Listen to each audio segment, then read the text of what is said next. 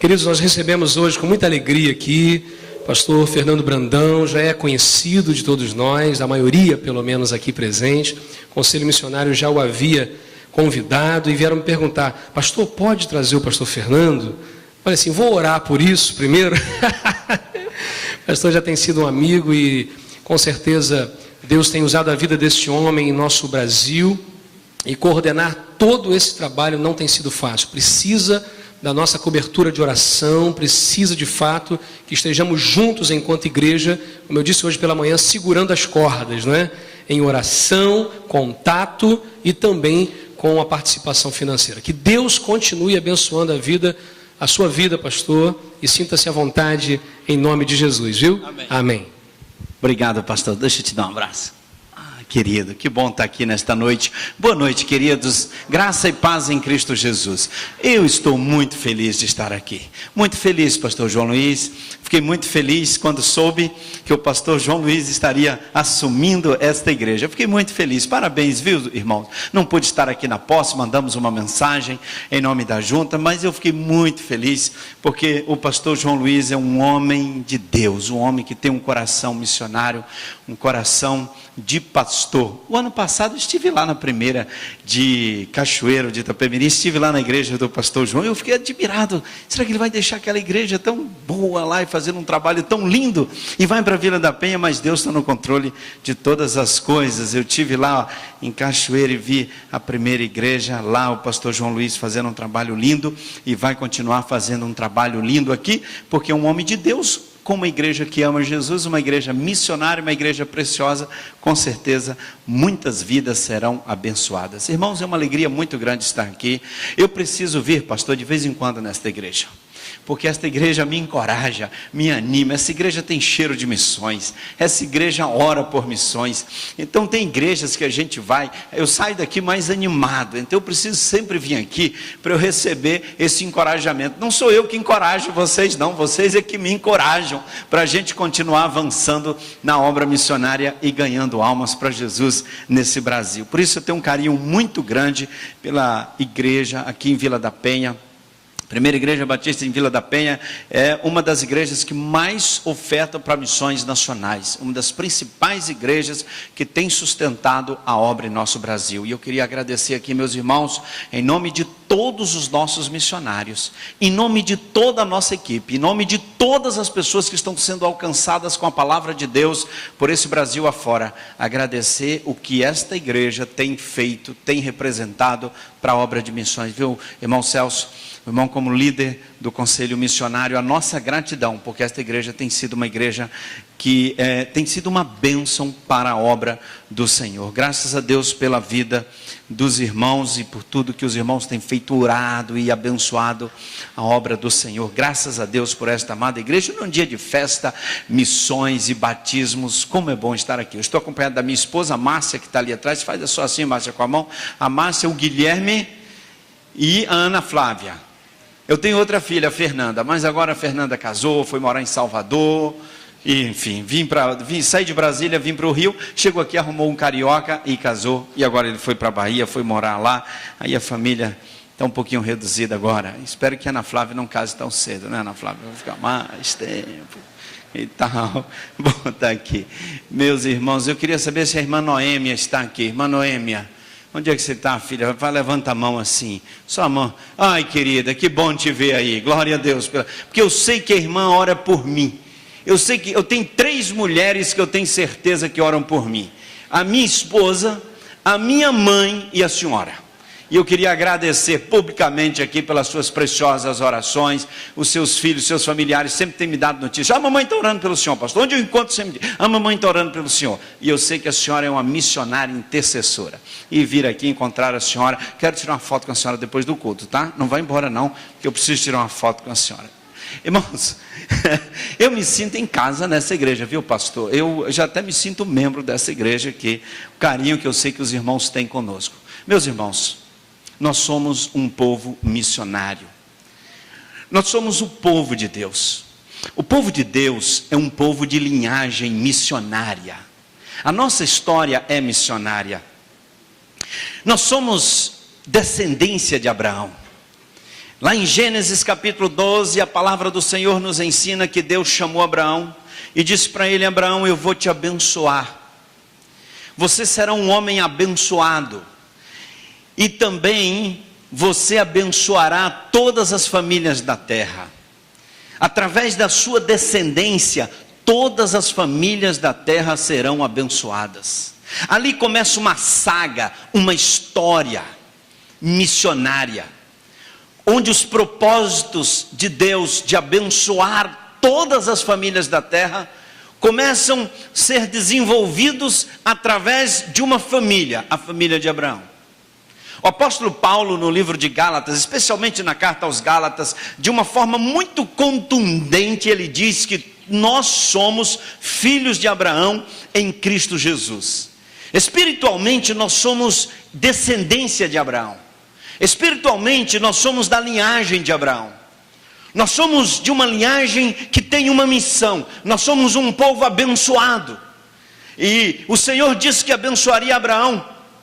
No Novo Testamento, a palavra do Senhor nos ensina que nós fomos abençoados em Cristo Jesus com todas as bênçãos espirituais, amém? Nós somos um povo abençoado, um povo chamado para ser abençoado e um povo enviado para abençoar. Que coisa linda! Essa é a nossa identidade. Como descendentes de Abraão, nós somos um povo abençoado por Deus, pelo Espírito de Deus que habita em nós, abençoados pelo sangue de Cristo que nos purificou de todo pecado, abençoados pela cruz, que na cruz todos os nossos pecados foram pagos pelo Cordeiro de Deus. Somos abençoados porque temos o Espírito de Deus habitando em nós. Somos abençoados porque temos a palavra de Deus. Somos abençoados porque nós temos a vida eterna. Nunca mais perderemos essa condição de seres eternos, porque Deus nos deu a vida eterna. É o maior tesouro que nós temos, é que nós não cessaremos de viver, mas permaneceremos, viveremos para sempre. Nós somos um povo abençoado, mas nós fomos enviados para abençoar, porque nós somos descendência de Abraão, e a nossa missão é abençoar, e abençoar com aquilo que Deus nos deu, com o poder que Deus nos deu, esse poder de abençoar. Porque nós somos espirituais, nós temos o Espírito de Deus, e a Bíblia nos ensina em Atos 1:8 que nós recebemos poder, recebemos o maior poder do universo, o Espírito de Deus. E recebemos o Espírito de Deus para revelar algo, para testemunharmos, proclamarmos, levarmos alguma coisa poderosa que também tocasse na vida das pessoas e abençoasse em todos os lugares da face da terra. Um povo abençoado e enviado para abençoar em todos os cantinhos da terra. Nós somos um povo missionário. Isso é lindo, irmãos. Nós batistas temos uma história missionária. A nossa identidade é missionária. Por trás de cada igreja batista há uma história missionária. Nós somos um povo de missão. É a nossa identidade, a nossa gênese, o nosso DNA. Nós somos um povo missionário. Daí a importância a cada ano da realização das campanhas, querido Conselho Missionário. As campanhas missionárias. Anualmente as igrejas realizando as campanhas missionárias. Isso é uma importância vital para a obra de Deus. Não somente pela oferta, irmãos. O principal de uma campanha missionária não é a oferta. O principal na campanha missionária é a visão missionária mantida, acesa, renovada e transmitida às outras gerações. Porque na campanha a gente tem esse contato, a igreja ora, a igreja tem contato com a obra de Deus que está sendo realizada nos campos, recebe missionários, lê sobre missões, o pastor escreve sobre missões, prega-se sobre missões, e a paixão missionária é mantida acesa no coração da igreja. O maior patrimônio dos batistas brasileiros não são os bens materiais, o maior patrimônio batista é a visão missionária. O maior patrimônio dos batistas, o maior patrimônio da igreja do Senhor Jesus é a visão missionária. Porque na visão missionária a gente consegue realizar aquilo que o Rei dos Reis quer: almas. E ele volta só para buscar almas, só para buscar a igreja, vidas salvas. Por isso, irmãos, a importância de uma campanha missionária na vida de uma igreja. Deus tem levantado a nossa nação como uma nação missionária. A maior glória de um país é ser um país missionário. E nós estamos caminhando a passos largos para nos tornarmos uma nação missionária. A Inglaterra já foi uma nação missionária e foi muito abençoada por ser uma nação missionária. A maior glória da Inglaterra foi ter sido uma nação missionária. Ter um dia enviado William Carey, um dos principais missionários da era moderna. A grande Inglaterra de William Carey, a Inglaterra de John Wesley e de tantos outros. Foi uma grande nação missionária. Mas esta grande nação missionária perdeu a visão. Não transferiu às novas gerações. E o que aconteceu? Hoje ela já não envia mais missionários. Hoje os templos estão sendo vendidos para se tornarem mesquitas e também em casas de show. A igreja perdeu a visão missionária. A igreja na Inglaterra tem templos maravilhosos, mas não tem visão missionária. E a nação morre quando perde a visão missionária. A igreja morre quando perde a visão missionária, irmãos. Eu vibro quando vejo os batistas realizando não somente campanha de missões nacionais, missões mundiais e todos os trabalhos missionários. Realizar um trabalho como ontem, irmão Celso, a igreja envolvida e os irmãos aqui, qual é o objetivo todo? Levantar um recurso para investir naquilo que o Senhor Jesus gosta, para ganhar almas, para levar a palavra, para mandar missionários, para fazer a obra do Senhor. A feira missionária de ontem, meu irmão, uma feijoada ontem tem um significado extraordinário. Isso está conectado lá com Gênesis 2:12. Na chamada de Abraão, reflete aqui, milhares de anos depois, nesta visão maravilhosa, de que nós não podemos recuar, nós fomos chamados para abençoar, e vamos nos esforçar para obedecer ao Senhor e abençoarmos vidas. Isso é lindo, irmãos, que às vezes você acha, não, é só uma feijoada, mas aí para a gente levantar um dinheirinho. Não, nem isso não. É algo nobre, é extraordinário, é da nossa linhagem, é do nosso sangue, tipo M positivo, sangue missionário. Isso é próprio nosso e a gente faz com alegria, com vibração, com júbilo, porque isso está no nosso coração, nas nossas entranhas. Nós somos um povo missionário. E os batistas brasileiros, pode até ter alguém que ama mais missões do que os batistas brasileiros, ame igual os batistas, mas mais não tem não. Porque esse povo batista brasileiro ama missões. Irmãos, presta atenção no negócio aqui. Deus está levantando o nosso Brasil para abençoar o mundo. O Brasil está se tornando a maior nação missionária. Estamos vivendo no nosso país hoje um tempo de colheita na maioria das regiões. Ainda há algumas que são regiões de semeadura. E que nós ainda teremos que semear muito nos próximos anos. Nas próximas 2 décadas, nós temos que trabalhar muito no Brasil, e temos que trabalhar estrategicamente, tomarmos algumas posições estratégicas como Igreja do Senhor Jesus, porque vivemos um tempo de colheita, e Deus está levantando essa nação verde e amarela para abençoar o mundo. Nosso povo, esse povo brasileiro, esse povo simples, um povo alegre, um povo que luta, que não desiste, um povo de Deus, um povo que busca Jesus. O Brasil é um país que ama Jesus. Tem muita gente que ama Jesus nesse país. E nós vamos servir e vamos fazer diferença, não somente nesse país, mas no mundo inteiro. Porque nós somos um povo missionário. Conselho missionário, a importância de uma campanha, transmitir às próximas gerações, transmitir àqueles que estão chegando a visão missionária de Atos 1:8, a visão missionária lá da chamada de Abraão. E em Cristo Jesus, esta chamada missionária, ela se renova na nova aliança, e ele diz, assim como o Pai me enviou, eu vos envio. Vocês são enviados.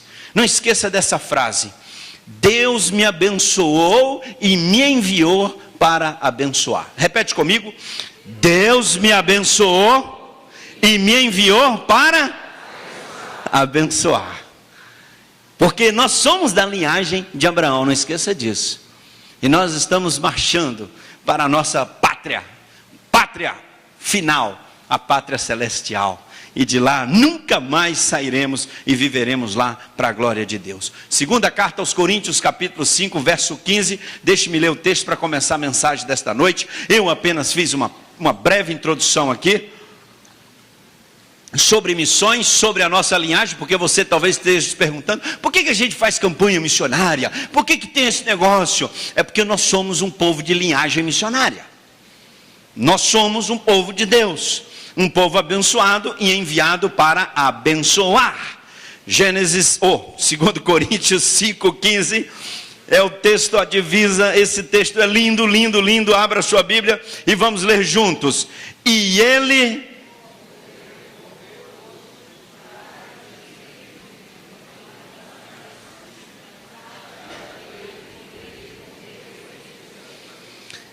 Vamos ler aqui as irmãs comigo.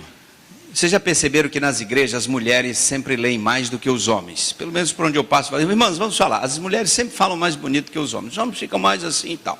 Irmãs, vamos falar, só nós aqui. Vamos lá, as irmãs, vamos lá. E ele...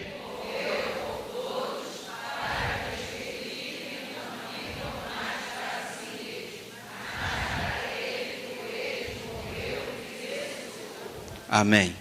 Vamos lá, homens. Eu vou dar uma colher de chá para vocês. Vamos lá. E ele...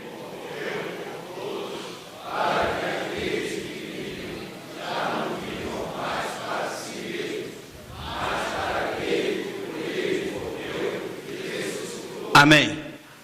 E ele morreu por todos. Ele morreu por todos. Ele, Jesus, o Filho de Deus, morreu por todos. Morreu pelos que estão nas ruas, morreu pelos que estão nas pequenas e grandes cidades, morreu pelos que estão lá no sertão, morreu pelos que estão na África, nos que estão vivendo nas florestas, nos presídios, não importa quem, Deus enviou o seu Filho e ele morreu por todos. Jesus veio para todos. Isso é um fundamento para a obra missionária. Porque a obra missionária, ela não pode ter uma visão restrita de um povo ou de alguns apenas. A visão missionária, ela é ampla, porque ele morreu por todos. Isso significa que nós não podemos deixar as comunidades ribeirinhas da Amazônia sem chegar a palavra de Deus. Não podemos deixar pessoas que estão vivendo no interior da Amazônia 5 dias, 10 dias distantes de barco de Manaus, não podemos deixá-los sem a palavra de Deus. Ainda que isso tenha implicações de um custo muito alto para nós. Isso implica para nós enviar pessoas para alcançar comunidades com 1.000, 2.000 pessoas, onde não tem luz elétrica, não tem infraestrutura, não tem shopping, onde as pessoas vivem ali no meio da floresta e nunca conseguem ir a Manaus, estão lá no interior vivendo uma outra realidade.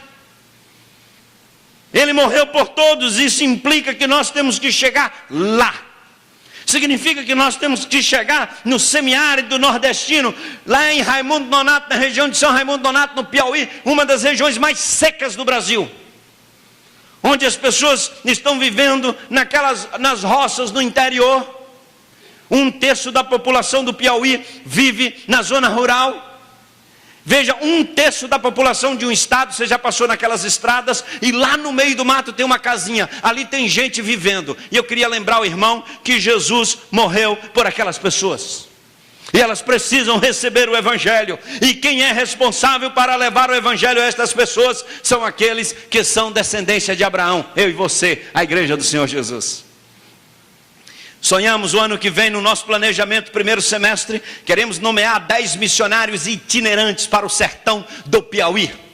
Eles vão trabalhar nas roças. Lembra daquele vendedor de rede, de panelas, que saía nas casas vendendo, mês que vem passava com cartão, anotando as prestações. A minha mãe comprou muita coisa assim, muita panela assim. O moço passava todo mês lá em casa com cartão, a mamãe pagava e ele anotava. Hoje está bem diferente as coisas. A gente quer ter missionário itinerante nas roças. Ele vai andar de moto e ele passa na casa das pessoas toda semana para fazer estudo bíblico. Por que esse esforço, pastor? Por que enviar missionários para trabalhar numa circunstância dessa? Tem que arrumar uma moto para ele, tem que treiná-lo, e não vai ter templo, ele vai sair de fazenda em fazenda, aquelas casinhas lá no meio do mato, ele tem que chegar lá. Por que ele tem que chegar lá? Porque ele morreu por todos. E todos são todos. E nós temos a missão, irmãos, de abençoar estas pessoas. Ele morreu por todos. Deixa-me dar um exemplo aqui do que significa esse esforço para alcançar pessoas. Esse esforço para alcançar pessoas. Deixe-me refrescar a sua memória com o capítulo 8 de Mateus. Não vou lê-lo, mas vou apenas narrá-lo. A agenda de Jesus no capítulo 8 de Mateus. Os capítulos 5, 6 e 7 de Mateus, nós temos lá o Sermão do Monte, onde Jesus prega, começa com as bem-aventuranças, ensina coisas lindas, estabelece muitos princípios da sua igreja. E aí termina o capítulo 7, o primeiro versículo do 8 diz que ele desceu do monte e encontrou a multidão. E a primeira pessoa que se aproximou de Jesus foi um leproso. E aquele leproso o adorou. E diz que Jesus perguntou para ele se ele queria ser limpo. Ele disse: eu quero. E aí Jesus tocou nele. Irmãos, eu gosto dessa expressão. Jesus tocou no leproso. Primeiro porque o leproso não deveria estar ali no meio da multidão. Socialmente ele não deveria estar ali. Segundo que não se tocava em leprosos. Quem assistiu o filme Ben-Hur, lembra do Vale dos Leprosos? Como viviam os leprosos? Lá num vale, eles jogavam a comida lá do barranco, lá embaixo. Eles não podiam conviver com as pessoas. Mas é lindo quando eu leio aquele texto, e diz o texto lá em Mateus 8, que Jesus tocou no leproso. E para tocar no leproso, você tinha que amar muito, e com muita compaixão, e também com poder. Jesus tocou na vida desse leproso com compaixão, com amor e poder. E a vida dele nunca mais foi a mesma. Esta é a mensagem do Evangelho. Uma mensagem que toca na vida das pessoas com amor, com compaixão e poder. Porque quando o Evangelho toca na vida de alguém, esta vida nunca mais ela é a mesma vida. Jesus toca no leproso, e aí ele continua, se aproxima dele um oficial romano, que em tese era o inimigo dos judeus. O judeu não entrava na casa de um gentil, muito menos na casa de um romano, um soldado romano, um oficial romano. Tanto que Pedro lá em Cesareia, ele falou para Cornélio que não era normal, ele não iria entrar na casa dele, mas Deus o havia mandado. Pedro não ia entrar mesmo na casa de Cornélio. E aí aquele oficial romano se aproxima de Jesus e fala para Jesus: o meu servo está em casa doente, atormentado. E aí Jesus diz assim para ele: eu vou na sua casa e vou curá-lo. Que coisa, irmãos, olha a disposição de Jesus ir na casa daquele oficial romano para abençoá-lo. Aí o moço falou assim: não, o senhor não precisa ir lá não, dá só uma palavra que o menino fica bom, porque o Senhor tem poder, e eu reconheço isso. Jesus ficou impressionado com aquele homem, e disse que não viu tanta fé em Israel como ele viu naquele oficial romano. Olha a agenda de Jesus, irmão. Sai de um leproso e vai para a casa do inimigo para abençoar, porque ele foi enviado para abençoar. A agenda continua, e Pedro convida para Jesus ir à casa da sua sogra, porque provavelmente Pedro achava que Jesus estava cansado. Vamos lá na casa da minha sogra, tomar um café, comer um pão de queijo, coisa assim. Aí eles foram para lá, mas chegou lá, a mulher estava doente. E aí Jesus cura a mulher. E diz o texto que estava chegando já ao final da tarde, multidões eram trazidas, e Jesus curava, Jesus abençoava todo mundo, e pregava e ensinava, e o dia já estava se findando. Imagino que os discípulos estavam pensando: já está escurecendo, agora nós vamos descansar, vamos repousar por aqui. E aí Pedro, sua sogra vai receber a gente, nós vamos ficar todos aqui. Mas Jesus falou para eles: não, vamos entrar no barco. Imagina os discípulos assim: ai, o mestre vai para onde agora? O homem não sossega, saiu de Sermão do Monte e é leproso, agora já inventou. Primeiro que ele inventou de tocar em leproso. Quando Jesus tocou no leproso, eu acho que os discípulos tiraram o rosto assim fora: ai, ai, ai, tocando no leproso. Quando Jesus falou assim para o oficial romano: eu vou lá na sua casa, eu imagino os discípulos: vai para a casa do... Perdeu o juízo. Jesus estava cumprindo uma agenda contrária às práticas daqueles dias, porque ele veio para todos. Ele veio para todos. Aquilo não descia bem no coração, na garganta dos discípulos de Jesus, não descia bem não. Ai, o que ele inventou agora? Já não basta hoje ter tocado num leproso e já queria ir para a casa de um oficial romano. Agora quer ir para onde? Vamos entrar no barco. Jesus botou todo mundo no barco. Ele estava em Cafarnaum. Eu estou no capítulo 8 com você, cumprindo a agenda com Jesus, andando com ele. Se prepare, porque está só começando. E aí ele entra no barco em Cafarnaum com os 12 discípulos, com os discípulos. E ele diz assim: vamos para o outro lado. O outro lado é a terra dos Gadarenos. São 27 quilômetros para atravessar de Cafarnaum até Gadara. 27 quilômetros num barco. E Jesus estava muito cansado. O texto diz que ele estava dormindo na proa do barco. Irmãos, aquele barco não tinha camarote, não tinha serviço de bordo, não tinha ar-condicionado, não tinha comida naquele negócio para ser servida, igual tem às vezes você viajando por aí. Aquele negócio era muito desconfortável. E Jesus deitou lá naquela proa e vamos atravessar o mar. Quando deu lá para o meio da noite, eles atravessando o mar, veio o vendaval e também ondas, vento e tempestade, e parecia que o barco ia afundar, e os discípulos ali, Jesus dormindo e os discípulos no barco, e a coisa estava ficando complicada. Eu imagino que alguém diz assim para o outro: vamos acordar o mestre. E quem vai acordar o homem? Quem vai acordar? Ele está cansado o dia todo e tal, é melhor acordar, porque senão é melhor chamá-lo, porque senão ele vai acordar lá debaixo d'água. Imagina, sobrou para Pedro, né? Acordaram Jesus. E aí Jesus acorda. Olha aquela confusão toda. Aí o mar ficou calmo. O vento parou tudo. Sabe por quê? Porque ele é Senhor do mar, do vento, Senhor do passado, do presente, do futuro, Senhor de todas as coisas, Senhor das suas preocupações, Senhor das suas angústias, Senhor dos seus medos, Senhor das suas inseguranças. Ele é Senhor de todas as coisas. Ele está no controle de tudo. Não temas, porque Ele está no controle de tudo. Não importa a tempestade que a sua vida está enfrentando. Às vezes você está perdendo o sono. Não perca o seu sono não, porque Jesus está no controle. Você está com medo de alguma coisa, do amanhã, não fique com medo não, que Jesus está no controle. Você está com medo de que se detecte uma doença em você incurável? Não tenha medo não, porque Ele está no controle. Você está com medo de receber um diagnóstico que você vai morrer? Não tenha medo não, porque Ele está no controle e Ele venceu a morte. Você está com medo de envelhecer e os anos chegarem e a morte se aproximar? Não tenha medo não, porque Ele está no controle. Ele venceu a morte também. Ele venceu todas as doenças. Ele está no controle.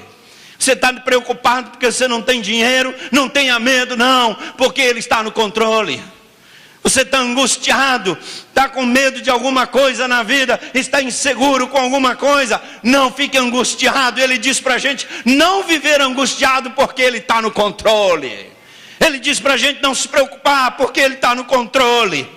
Ele diz para a gente ter paz, porque Ele está no controle. Ele diz que se a gente ir no vale da sombra da morte, para a gente não tremer, não ter medo, porque Ele está no controle, Ele está conosco. Ele é maravilhoso, Ele está no controle. Todas as coisas contribuem para o bem daqueles que amam a Jesus. Eu conheci um homem numa igreja que eu pastoreei em Belo Horizonte. Eu pastoreei 2 igrejas, uma em Brasília, e depois, quando eu me formei no seminário, eu fui pastoreei uma igreja em Belo Horizonte. Eu era um garoto ainda, 21 anos, 22 anos, eu fui ordenado pastor. Muito cedo comecei. E eu fui pastorear uma igreja e tinha os diáconos, uma bênção aqueles diáconos, porque eles receberam um pastorzinho tão novinho. E eles me ajudavam. E tinha um diácono lá, o irmão Zé Maria, tinha uns 70 anos já. E aquele homem me inspirava. E ele um dia chegou para mim assim, todo animadinho, e entrou no meu gabinete e disse assim: pastor, glória a Deus, eu estou com leucemia. E eu disse: com leucemia, meu irmão? Estou com leucemia. Detectou leucemia. E eu, pastor novinho, eu disse, meu irmão, mas leucemia é uma doença perigosa, é muito perigosa, e o irmão pode morrer com essa doença. Ele falou assim, não, pastor, não tem problema, Ele está no controle, Deus está no controle da minha vida. Ele venceu todas as doenças, eu não tenho medo, pastor. Ele é o Senhor da minha vida. Se eu estou com leucemia, porque Ele permitiu. E se eu estou com leucemia é para a glória dEle. Eu fiquei olhando para aquele moço assim, e eu comecei a aprender. A gente vai aprendendo. O seminário não ensina muito essas coisas para nós, não. Aí eu fui entender como que a gente vai lidar com uma situação com alguém que está com uma doença que não tem cura. Ele disse para mim assim, Deus está no controle. Eu não tenho medo, estou feliz. Eu falei, então vamos orar. Aí ele disse para mim, não ore para curar não, pastor, ore para que seja para a glória de Deus. Eu falei, mas eu vou pedir para Deus. Então, pode pedir, mas o que Ele quiser fazer comigo está bom, porque Ele está no controle de todas as coisas. Aí o irmão Zé Maria foi fazer uns tratamentos lá de quimioterapia e tal. E naquela época ficava uma semana internado lá na Santa Casa de Misericórdia de Belo Horizonte para fazer o tratamento. E eu fui visitar um dia o irmão Zé Maria. E cheguei no quarto assim devagarzinho, ele estava sentado na cama, aquela cama alta, com as pernas balançando e com a Bíblia no colo, lendo em voz alta. Aí eu cheguei, ele deu aquele sorriso, ele estava assim meio amarelo, né? Meio amarelo por causa da leucemia, meio amarelo, cheio de quimioterapia que ele estava fazendo, e com aquele olho dele assim amarelado, olhando para mim, deu um sorriso, e com a Bíblia na mão, e disse, pastor, que bênção está isso aqui. Olha aqui, aí tinha umas 3 com ele lá na enfermaria, lá no quarto. Ele falou assim, olha, os 3 ali, já preguei para todos, estou fazendo estudo bíblico. 2 já aceitaram Jesus, só falta 1. Aí me chamou para fora do quarto, e eu vou com ele. Ele mostrou o corredor da Santa Casa, um corredor imenso. E ele disse, pastor, comecei hoje cedo, fique tranquilo, daquele quarto lá até esse aqui, passei em todos, li a Bíblia e orei. E todo dia, desde ontem eu estou fazendo o culto aqui, e as enfermeiras vieram, e hoje tem culto de novo, e os doentes vêm para o meu quarto, para eu poder orar, e orar por eles, e ler a Bíblia e pregar. E Deus me deu uma leucemia, para que eu seja um missionário na Santa Casa para a glória dele. Toda essa ala aqui está abençoada com a palavra, porque Deus me abençoou com uma leucemia para eu abençoar pessoas nesse hospital que talvez eu nunca viria, mas Deus me colocou aqui como missionário para a glória dele. Ele está no controle. Ele está no controle. Ele está no controle. Ele estava no meio do mar, e onda para lá, onda para cá, e o barco vai afundar, e ele, calma tudo. Aí eu acho que algum dos discípulos deve ter dito assim. Eu fico lendo a Bíblia, eu fico assim imaginando, o que esse pessoal deve ter pensado de Jesus? Quando aquele negócio estava ficando feio lá, que ia afundar o barco, imagino que um discípulo falou para ele assim, está vendo aí? Se a gente tivesse ficado em Cafarnaum, não tinha nada disso. Agora, não sossega.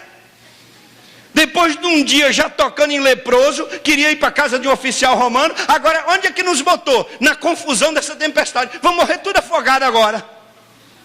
Não sossega. Esse homem não sossega. Esse Jesus não sossega. Bem que eu disse que a gente ficasse em Cafarnaum. Agora, se vocês quiserem vir, daí. Agora eu quero ver. Chama aí, acorda aí para ver o que ele vai fazer. Agora eu quero ver. Aí ele acorda e acalma tudo. Ainda dá uma reprimenda nele, porque ele estava dormindo, mas estavam vendo o que estavam conversando. Aquela reprimenda não foi de graça.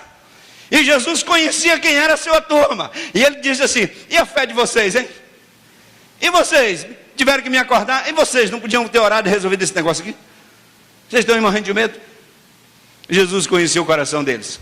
Mas vamos logo chegar do outro lado do mar. Vamos sair dessa tempestade que Jesus já acalmou. Vamos chegar logo do outro lado. Aí ele chegou na terra dos Gadarenos. O que tinha lá na terra dos Gadarenos? 2 endemoniados. Violentos. Ninguém passava onde aqueles homens estavam. Eles viviam nos sepulcros. Cemitérios. 2 homens perigosos. 2 homens que eram problemas. Criavam problemas para a sociedade ali. 2 homens que não tinham família. E Jesus então chega do outro lado e eles encontram Jesus. E eles dizem, o Senhor veio nos atormentar antes do tempo. Os demônios viviam naqueles homens, gritam, viestes nos atormentar antes do tempo, porque os demônios sabem quem é Jesus. E os demônios sabem quem está no controle, aleluia. Às vezes tem gente que fica com medo do diabo, isso e aquilo. Meu irmão, Deus está no controle maior que está em nós. E aí aqueles demônios já sabiam quem era Jesus e o poder dele. E aí Jesus expulsa aqueles demônios, restaura a vida daqueles 2 homens. Que coisa linda, irmãos. E o que aconteceu com a cidade? A cidade ficou apavorada. A cidade mandou Jesus embora. Não queremos você aqui. A cidade ficou empolvorosa, não queria Jesus. Jesus não foi recebido naquela cidade, naquela região. Jesus foi rejeitado. Não ofereceram um copo d'água para ele, não ofereceram um prato de comida, nem hospedagem. Não tinha uma faixa, bem-vindo Jesus. Nem reconheceram Jesus como cidadão romano, como cidadão gadareno, nada.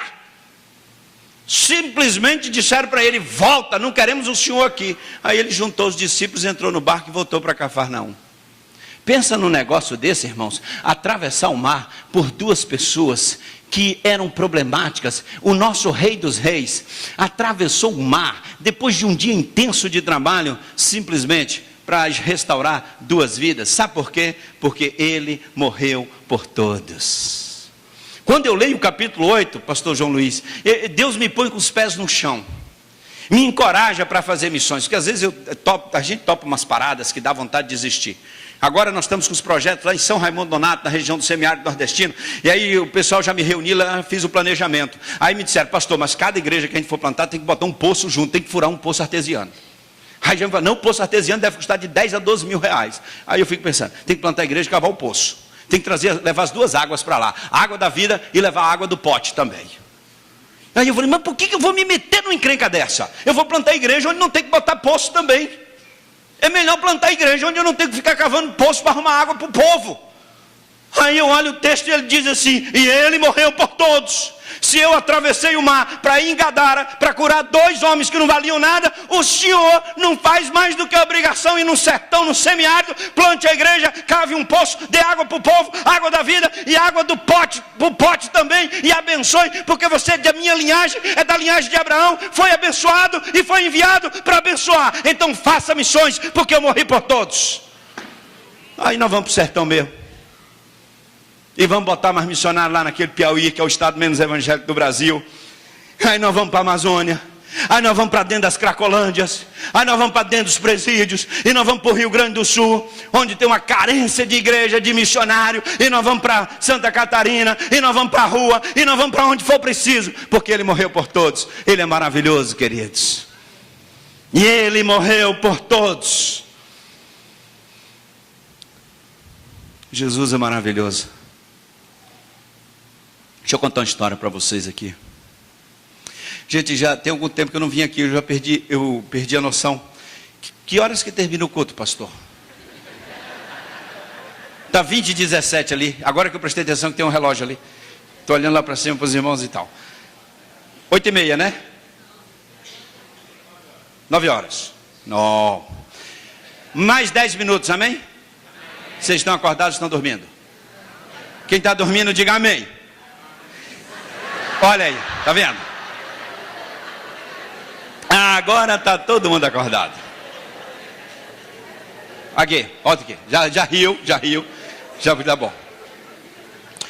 Você não pode ficar dizendo amém a tudo não, tá bom? Às vezes, se você ficar dizendo amém, de repente o pregador diz assim: o diabo veio matar, roubar e destruir, e ele quer fazer isso na vida de todo mundo. E aí você diz amém. Uau! Não pode fazer isso.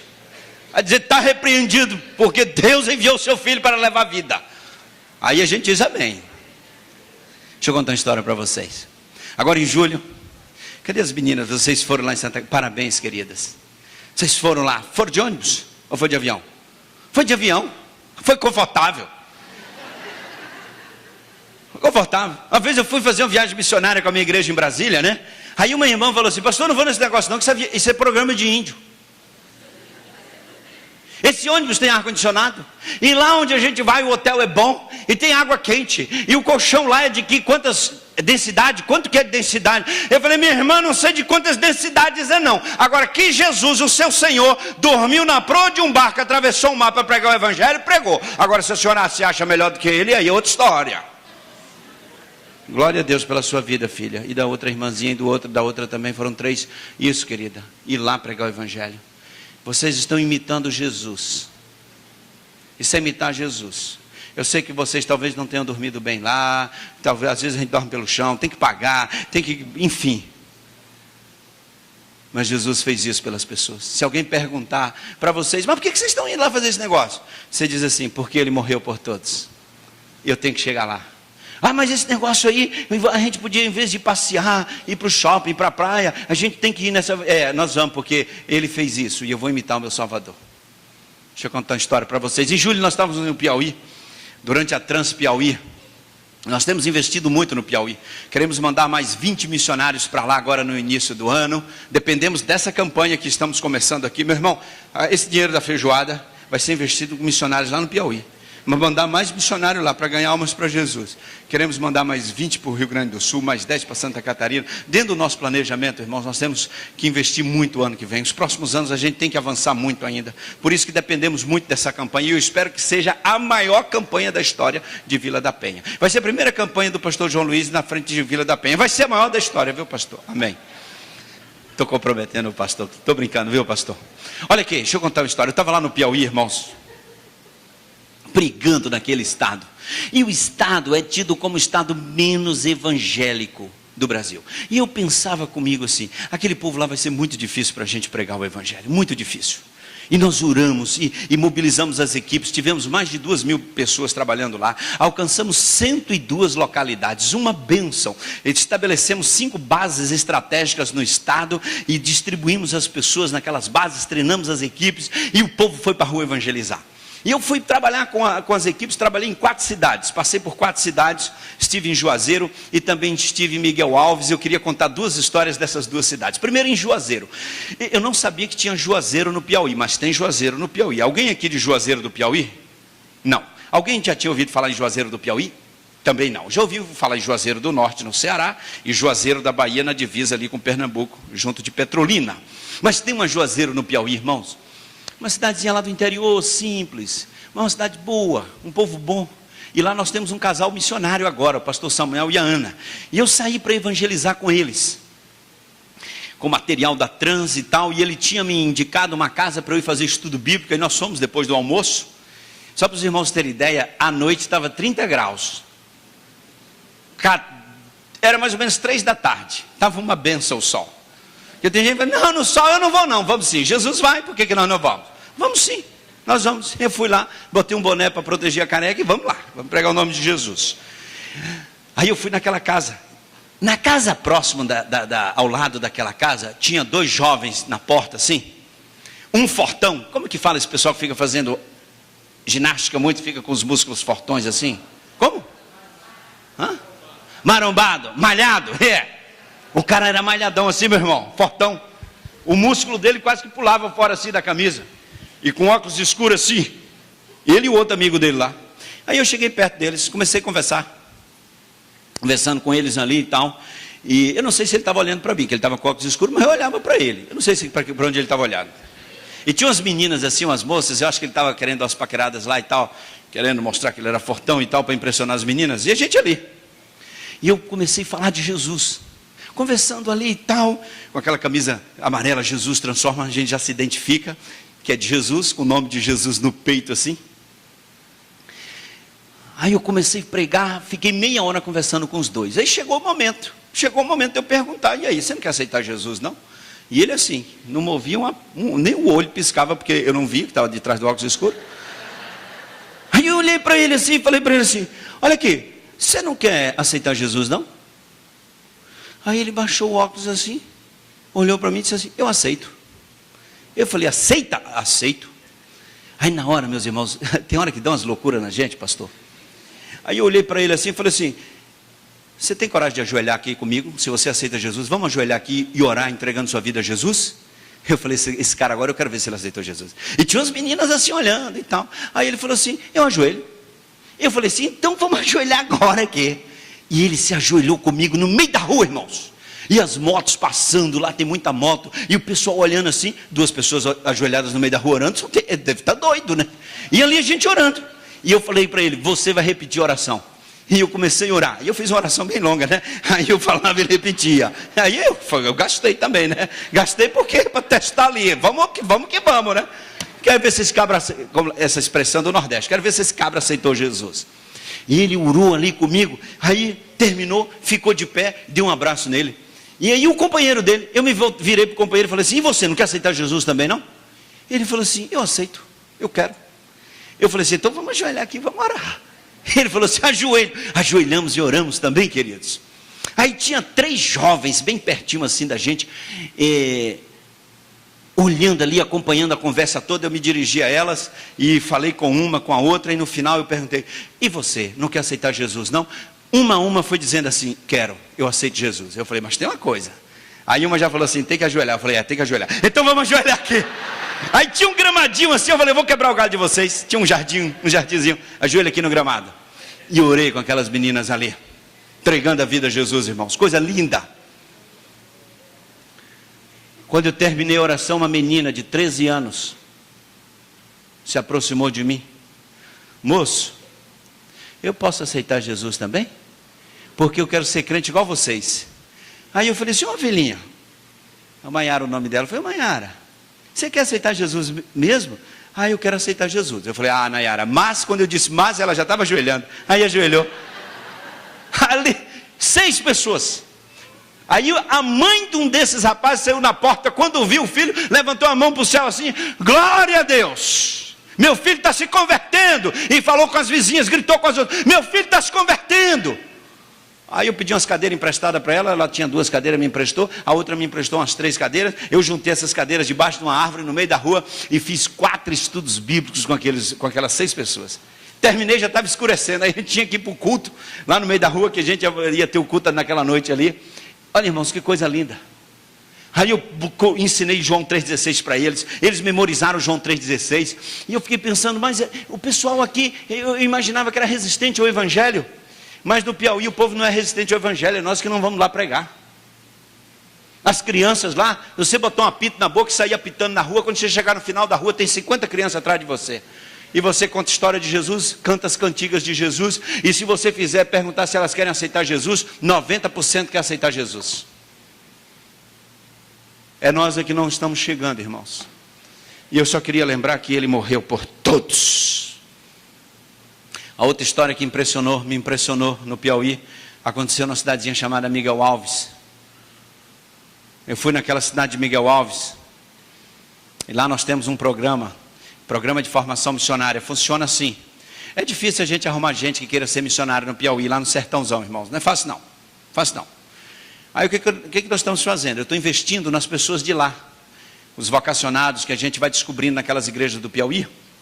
Aí nós colocamos para estudar, criamos um curso, um programa de 2 anos e meio, em parceria com o seminário lá Batista em Teresina. Aí os meninos estudam uma semana, de segunda a sexta. Na sexta à noite eles vão para os projetos de plantação de igrejas, ficam lá o final de semana, durante a semana seguinte, mais o final de semana, e na outra semana eles voltam para estudar. É o programa de formação missionária. Nós investimos na formação de plantadores, de igrejas, de evangelistas lá para o sertão. E hoje nós estamos com 28 nesse programa, estão plantando várias igrejas lá no sertão. O ano que vem eu quero começar a enviar mais 20, conseguimos recursos para mais 20 lá. Por isso que eu disse que eu dependo dessa campanha. E lá em Miguel Alves tem um desses rapazes, desses meninos, é o Francisco. O Francisco e a sua família. Ele está plantando a igreja lá em Miguel Alves, fazendo um trabalho lindo. E lá nós trabalhamos assim, com a visão de igreja multiplicadora. Ele planta uma igreja onde ele está e também ele tem que plantar em outros lugares, abrir mais frentes. Aqueles velhos e antigos pontos de pregação, a irmã Noêmia lembra dele. Ponto de pregação, já ouviu falar de ponto de pregação? Isso é coisa antiga. Hoje o pessoal fala em pequeno grupo e tal, mas não tem nada novo debaixo do céu. Ponto de pregação. Eu era menino no interior da Bahia, a gente ia lá no bairro da Casca, longe até, no ponto de pregação, pregar o evangelho. E aí ele abre pontos de pregação, e aí são lugares que a gente começa a plantação de igrejas. E aí ele me disse que estava em mais uma localidade, mais outra, e tinha uma outra chamada Forno Velho. E aí, pastor, interessante como começou o projeto em Forno Velho. Ele ficou sabendo que alguém estava plantando uma igreja em Forno Velho. E ele foi saber que história era esta. Uma família se mudou aqui do Rio de Janeiro, aqui da Baixada Fluminense. Foi morar lá nessa região, nessa cidade de Miguel Alves, lá no distrito de Forno Velho. Os pais um menino de 12 anos e uma menina de 8. Chegando lá, não tinha igreja batista na cidade, nem igreja evangélica. Aí os pais esfriaram na fé, não frequentaram mais igreja nenhuma e ficaram fracos na fé. Só que o filho deles, de 12 anos, o Henrique, falou para o pai: pai, eu posso convidar as pessoas para estudar a Bíblia aqui? Na varanda da casa? Falou: pode. Aí o Henrique saiu visitando as pessoas, na bicicleta visitando ali as roças ali por perto e convidando o povo para vir para a varanda da casa dele para ele ensinar a Bíblia. Irmãos, esse menino começou então a ensinar a Bíblia para o povo. E as pessoas começaram a frequentar lá. Aí o missionário chegou lá, foi um pouco mais cedo do horário que começava lá o culto. E aí a irmãzinha do Henrique, 8 anos, colocou as cadeiras na varanda, botou uma mesa de madeira, um jarrinho, uma latinha, encheu de areia, arrumou umas florzinhas lá no campo, botou naquela latinha, botou em cima da mesa e botou as cadeiras lá. Aí o missionário perguntou para ela: e quem vai dirigir o culto? Ela falou assim: é meu irmão, é o Henrique. E quem vai pregar? É o Henrique também. E quem que é o responsável por isso aqui? É o Henrique. Aí daqui a pouco aparece o Henrique, camisa de manga comprida, fechadinha aqui e tal. Aí chega o Henrique, um menino de 12 anos de idade. O missionário perguntou: Henrique, quem mandou você fazer esse negócio aqui? Quem é que está te orientando? Ninguém. Por que você está fazendo isso aqui? Porque Jesus mandou. Irmãos, um menino de 12 anos é um plantador de igreja no sertão do Piauí. Irmãos, aquilo marcou a minha vida, me impactou tanto. Eu conheci o Henrique, conversei com aquele menino, voltei a perguntar. Eu disse: Henrique, por que você começou essa plantação dessa igreja lá?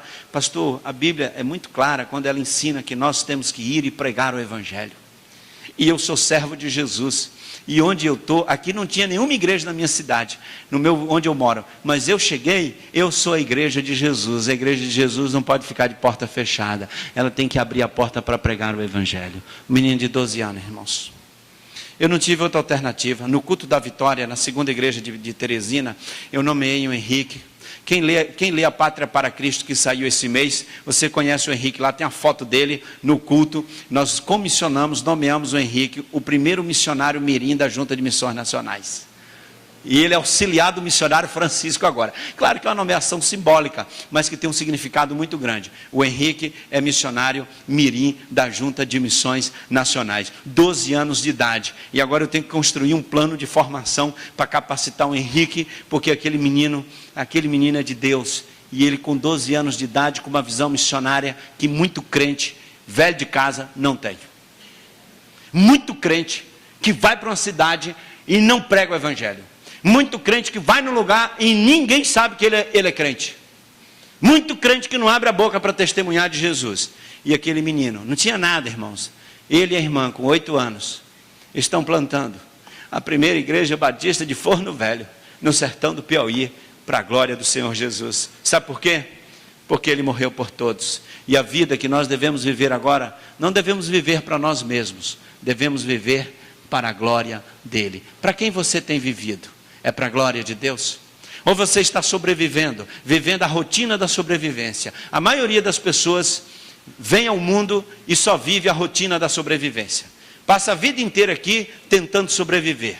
E a sua felicidade é sobreviver e lá na frente dizer: eu venci na vida. Deus te deu uma vida, não só foi para sobreviver não. Deus te deu uma vida para você viver para a glória dEle. Para quem você tem vivido?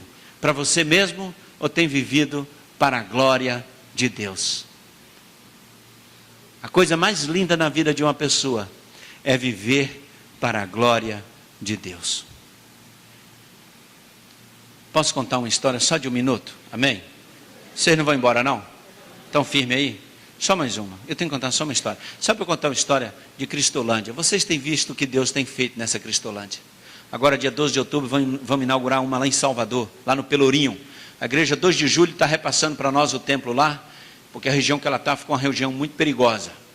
E aí a igreja está querendo mudar de lugar e passando o templo para nós. E aí nós vamos botar a Cristolândia lá em Salvador, agora dia 12. Vou estar em Salvador um dia de sábado para a gente inaugurar essa Cristolândia lá. E Deus tem feito um trabalho lindo. Deixa eu contar uma história aqui para vocês, irmãos. A história que marcou também meu coração, do poder transformador do Evangelho. Nós conhecemos a equipe de São Paulo, os missionários nossos que trabalham na Cracolândia de São Paulo, encontraram uma mulher grávida na rua, uma jovem de 27 anos de idade.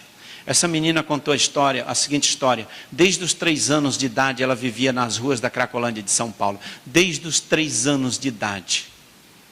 Imagina uma menina viver a vida, passar uma vida. Ela disse assim: pastor, a minha cama, o meu colchão era um papelão, a minha casa era as ruas, a minha geladeira era lata de lixo. Eu usei drogas, eu me prostituí, eu era um lixo. Ela ficou grávida, estava grávida de 5 meses, dormia na calçada das ruas da Cracolândia de São Paulo. Um dia a nossa equipe trouxe essa jovem para a Cristolândia e ela entregou sua vida a Jesus. Isso aí nos impôs algumas medidas, por exemplo, abrir uma casa chamada Sonho de Mãe, ali em Italva, onde nós recebemos mulheres com crianças. Nós estamos colocando lá. Também em Campos temos recebido as mulheres lá. E essa mulher foi tirada das ruas. A vida dela foi transformada. Eu fui pregar na Assembleia da Convenção Fluminense em Campos, e o coral da Cristolândia estava cantando lá, as mulheres também de lá estavam cantando, formando o coral, e eu percebi que tinha uma jovem senhora no coral, com a menininha no colo, e essa menininha toda espertinha, alegrezinha e tal, animadinha, e cantava também assim, cantava não, né, toda espertinha, a menina estava com 8 meses, não canta, né gente, e estava toda animadinha, não sossegava, 8 meses, aí eu olhei assim e falei: que é aquela menina? Aí me contaram a história, aí na hora eu chamei essa jovem senhora para vir no microfone, quando eu fui pregar, dar um testemunho. E ela contou essa história. Eu não conhecia a história dela. E ela contou essa história. E no final ela disse assim: a menina chama Maria Isabel. E ela disse assim: eu pensei que a minha Maria Isabel ia nascer sem pai e sem mãe. Porque o pai eu não sabia quem era. E a mãe, quando ela nascesse, eu estava planejando colocá-la numa lata de lixo ou na porta de alguém. Maria Isabel não teria pai nem mãe. Mas hoje, a minha Maria Isabel tem pai e tem mãe. Os batistas brasileiros são o pai e a mãe da minha Maria Isabel. E eu queria dizer, os batistas, missionários dessa amada igreja, Vila da Penha, são os pais e as mães de Maria Isabel, que tem também sido abençoada com o Evangelho, porque ele morreu por todos. Ele morreu por todos. E nós fomos abençoados e enviados por ele para abençoar vidas. Amém e amém. Fecha seus olhos, nós vamos fazer uma oração agora. Eu queria perguntar nessa noite, você que está aqui, você tem vivido para a glória de Deus? Queria perguntar se tem alguém nesta noite que quer entregar sua vida a Jesus. Levante sua mão bem alta assim: pastor, eu quero entregar minha vida a Jesus. Eu quero colocar minha vida no controle de Jesus. Eu estou vivendo com medo, com insegurança. Eu não tenho certeza da minha salvação, mas hoje eu quero receber esse Jesus, que acalma o vento, as tempestades, e que tem poder sobre todas as coisas. Eu quero entregar minha vida a Jesus. Tem alguém nesta noite entre nós que quer entregar sua vida a Jesus? Levante sua mão bem alta assim: eu quero entregar minha vida a Jesus. Se tem alguém entre nós, eu quero orar com você nessa noite. Alguém que está afastado, quer reconciliar, esse é o momento de entrega de vida a Jesus. Quantos querem entregar sua vida a Jesus? Levante sua mão bem alto. Enquanto a igreja está orando, algum jovem na galeria aí, quantos querem entregar sua vida a Jesus? Esse é o momento. Quer entregar sua vida a Cristo nesta noite? Deus veio buscar você e morreu por você, para que você viva para a glória dele. Quero orar por aquelas pessoas que querem entregar sua vida a Jesus nesta noite. Se tem alguém, faz um sinal assim: pastor, eu quero entregar minha vida a Jesus. Quero perguntar se você não está sendo chamado para a obra missionária. Quem sabe Deus está chamando você para missões. Eu quero orar.